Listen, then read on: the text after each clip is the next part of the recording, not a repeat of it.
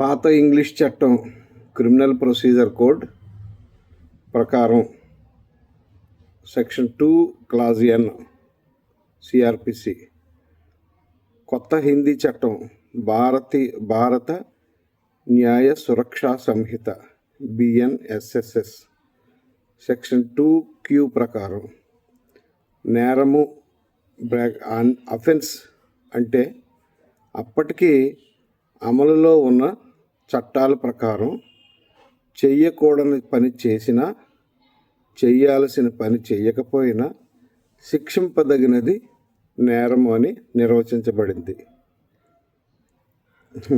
మరి ప్రజెంటు మన BNSS section ఉపయోగించేస్తున్నారు మన వాళ్ళు. 11 చాలా ఇంపార్టెంట్ సెక్షన్ అది. 11 ఆర్గనైజ్డ్ క్రైమ్.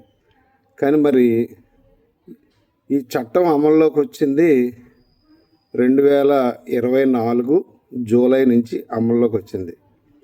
చట్టం తయారైంది 2023లో తయారైనా కానీ అమల్లోకి వచ్చింది మాత్రం 2024 జూలైలో అమల్లోకి వచ్చింది.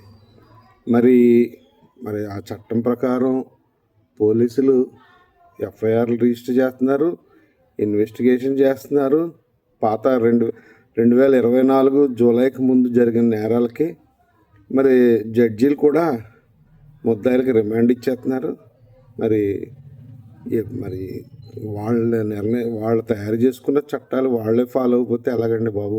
ఇదేనా ప్రజాస్వామ్యం అంటే?